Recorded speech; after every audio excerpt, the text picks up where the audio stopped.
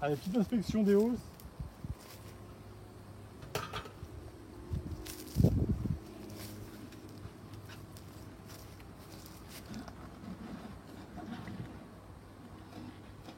Donc on utilise toujours le toit qu'on retourne comme support. Là au-dessus, cette hausse, elle est pleine depuis quelques temps. On utilisera les réserves passe-miel pour l'hiver prochain. Pour cette ruche. Voilà. Donc il y a pas mal. Là c'est blindé.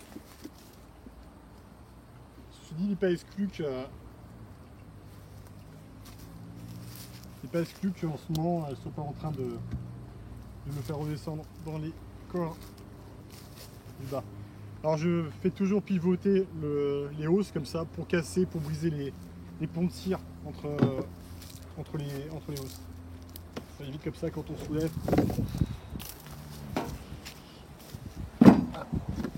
Ça évite de tout embarquer. Ok. Alors là, ça c'est justement la hausse qui nous intéresse. Alors on a déjà vu, on a déjà fait un petit film dessus. Elles ont bâti sur des amorces qui n'étaient pas bien fixées. Pardon. Et du coup, c'est du miel qui, enfin c'est des rayons qui sont un petit peu tordus. Alors c'est pas une catastrophe. On va les presser. Voilà, donc ça c'est du beau miel. Ça c'est ok. On va voir ce qu'il y a sur les côtés. Mais tous les rayons sont en principe au même niveau. Voilà, c'est compliqué parce que je vois qu'il y a déjà des rayons qui sont attachés les uns aux autres. Et donc quand je soulevais celui-ci, je l'ai brisé celui d'à côté. Donc voilà, on va pas engluer toutes les abeilles dans le miel.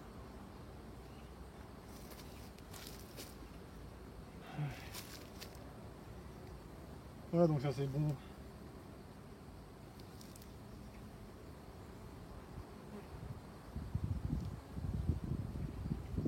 Ok, donc ce qu'on va faire, c'est que lui,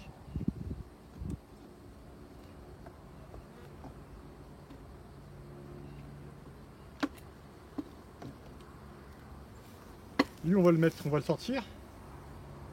On va regarder ce qu'il y a en dessous, dans les dernières hausses qui ont été posées. Apparemment, je pense qu'il n'y a pas grand chose, hein, si je vois un petit peu si elles ont bâti sur les amorces. Et ensuite, on remettra ce cadre en dernier avec un chasse-abeille en dessous. Donc on verra le principe du chasse-abeille. Comme ça, en fait, on va faire sortir les abeilles à peu près en 24-48 heures. On va faire sortir tout le monde comme ça. Lorsqu'on va venir récolter le miel, il n'y aura pas d'abeilles, il y aura également pas de soucis parce que là, vu la forme des rayons, en les sortant, on va écraser les abeilles qui sont dedans. Je ne sais pas si vous voyez bien la configuration, mais c'est pas évident de faire ça proprement. Ok, alors on va d'abord.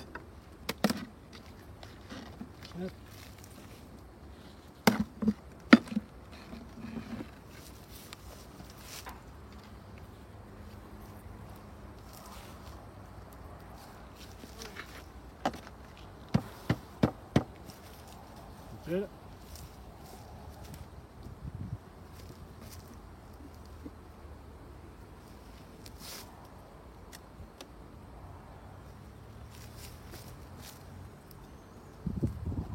Ok, donc même principe, on fait pivoter, on casse les cires comme ça. Donc ici ce qu'on avait fait, c'est que on a alterné des cires qui avaient été tirées et d'autres simplement avec des amorces. Bon en fait il n'y a rien à changer depuis la pause, hein, c'était quoi il y a une dizaine de jours. Voilà.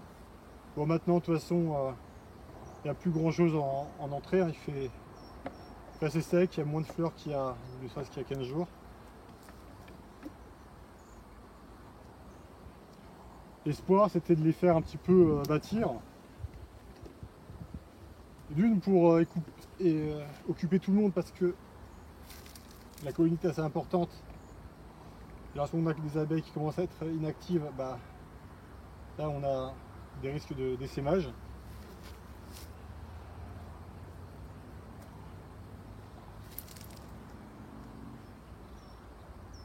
Et puis l'autre raison c'était voilà, pour avoir déjà des cires pour la saison prochaine.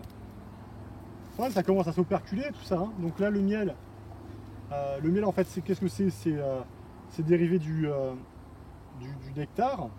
Le nectar grosso modo c'est 20% de sucre, donc du glucose, fructose et saccharose et puis 2-3 autres sucres, 20% de sucre et 80% d'eau. Et les abeilles vont le transformer en miel qui est en fait 80% de sucre et 20% d'eau.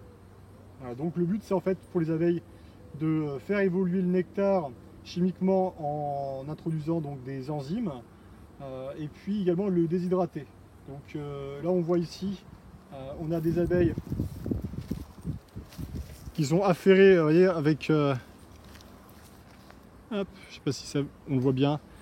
Elles sont en train de faire du va-et-vient entre les alvéoles où il y a du miel et puis leur jabot. Le jabot, donc c'est un compartiment de leur estomac. Et en faisant ces allers-retours, elles enrichissent donc le miel d'enzymes et elles le font évoluer chimiquement. Et donc également en même temps que ce miel se trouve dans les alvéoles, il se déshydrate. Alors la déshydratation elle se fait aussi par ventilation. La colonie en fait ventile constamment donc le nid et donc le nectar se déshydrate et puis petit à petit se transforme en miel. Et lorsqu'il arrive donc à maturité, hein, donc il est on va dire c'est un produit fini, donc les abeilles vont le recouvrir d'une fine couche de cire, ce qui va éviter par la suite la réhydratation, l'absorption d'eau par le miel. Et donc du coup le miel comme ça peut se conserver plusieurs mois à l'abri de l'air.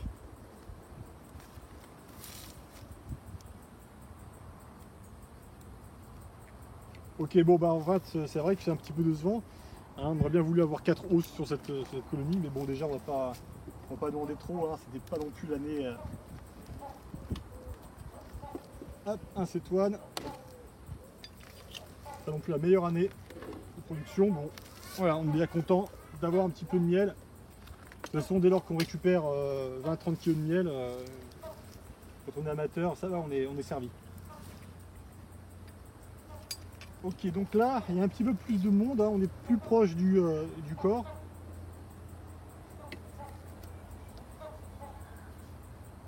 Donc là, ici, il n'y a pas forcément... Non, il n'y a rien qui a été bâti. On va voir quand même sur cette amorce du centre.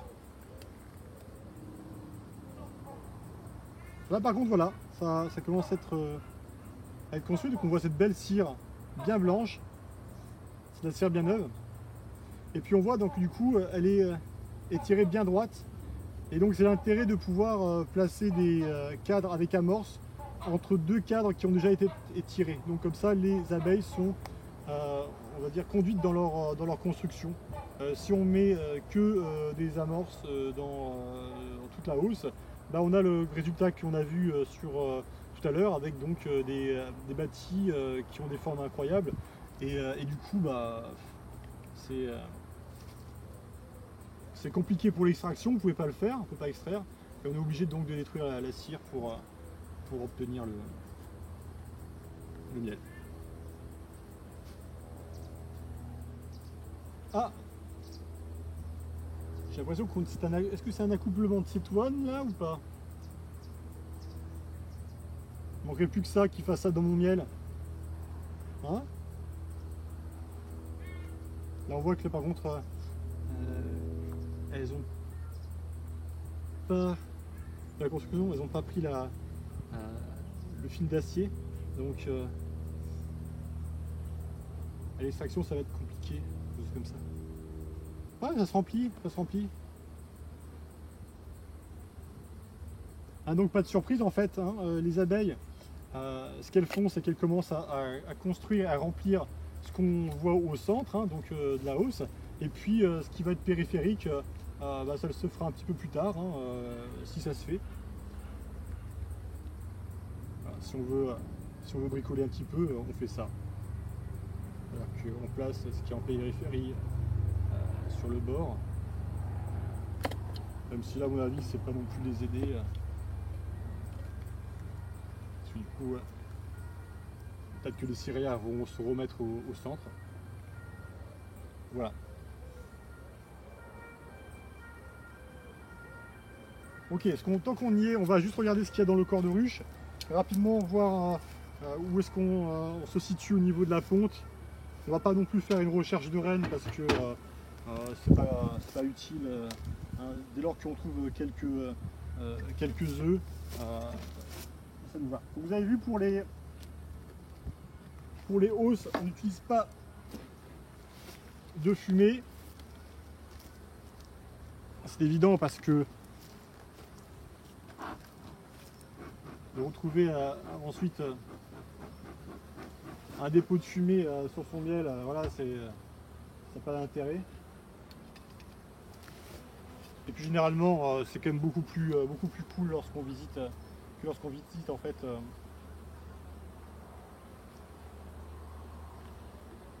une hausse. Par contre, le corps là, généralement, on touche directement au nid et là, la réaction n'est pas la même. Là, du coup, en plus, c'est une colonie qui est un petit peu, qui sait se défendre, quoi, on va dire. Ok, super, hein, c'est un cadre c'est un cadre sympa. Hein, donc ça, c'est des réserves pour l'hiver prochain. 1, 2 cétoines. Ah, les cétoines, cette année, ils sont en force. Hein. Vous avez vu, on n'avait pas mis de grille à rennes. Et voilà, il n'y a pas de montée. Alors, ok, on va essayer de travailler tranquille, proprement.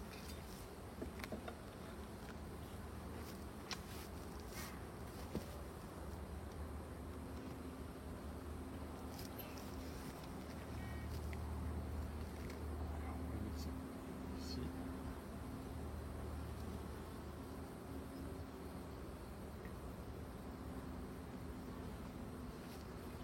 Voilà, le but c'est pas non plus de faire une visite dingue, juste de voir où on en est. Bon, on a déjà du couvain ici, sur un cadre assez extérieur, et puis je vais juste voir justement s'il n'y a pas la reine de l'autre côté, qu'on la perde pas, ce serait dommage.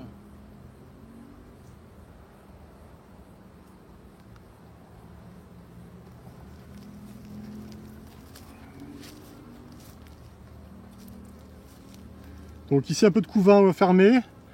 Là au centre on le voit, vous le verrez pas bien. On a du couvain qui est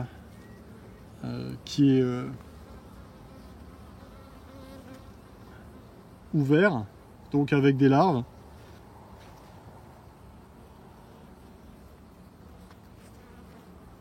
Ouais, alors la lumière, je sais pas si on voit un petit peu. Ok, je vais voir moi de mon côté. Ouais, avec de la ponte, hein, des jeunes larves et tout ça, c'est chouette. C'est chouette. Voilà, bon, c'est pas utile non plus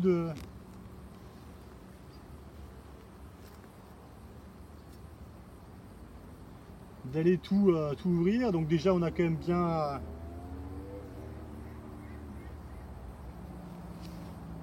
compris où on se trouve au niveau de cette colonie.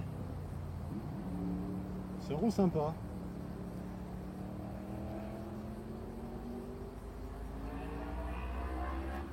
Bon allez, j'ai les sorts pour pas les écraser. Voilà, mais de toute façon, hein, ils partiront pas, là. Ils vont tout de suite, allez, ils vont revenir tout de suite. Hop, là. On a un peu de propolis, hein. pas grave, hein, on fera un nettoyage de la ruche un peu plus une autre fois. On prend un peu de propolis, c'est sympa, juste pour le plaisir. Ok. Donc on se souvient de l'ordre. On a donc on a une hausse qu'on souhaite récupérer.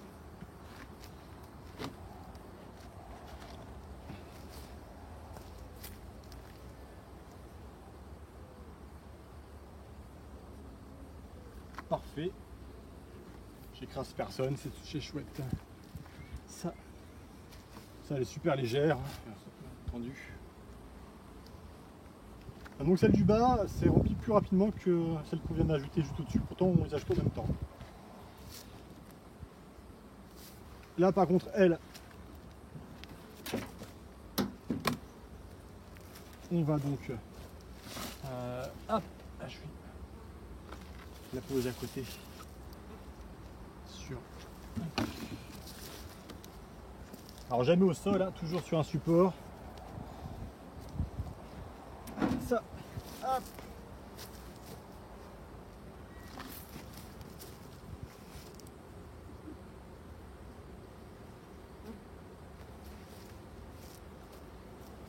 Le bruit est impressionnant. Je sais pas si vous entendez, mais quand on tend l'oreille. Oh. Ça sent super bon. Bon, allez. C'est pas que. Donc là, on va mettre le chasse-abeille. Alors celui-ci, il est un petit peu contre-intuitif au niveau de sa disposition. Il faut pas se tromper de sens. Ça, c'est le sens pour refaire descendre les abeilles. On le met là.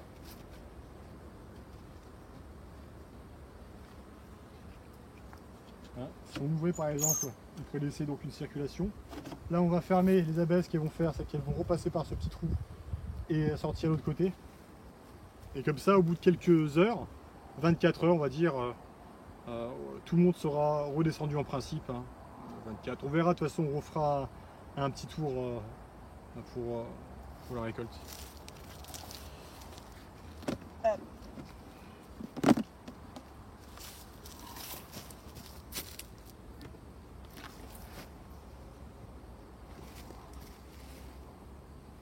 Voilà.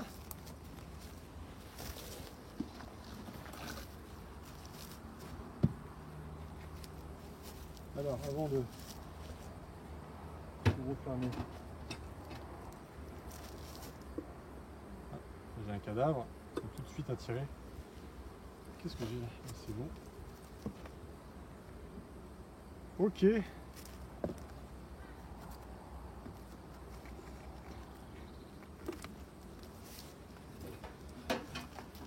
Bon, l'année prochaine, on s'en fait une plus haute. Jusque là. Ok, bah, c'est super. Bah écoutez, on est content. Hein. C'est pas si mal. Et puis le prochain coup, on voit un petit peu, on voit ce qu'il y a dans cette hausse. Hein, de plus près. Et puis on extrait le miel et on goûte. Allez, merci et puis à bientôt.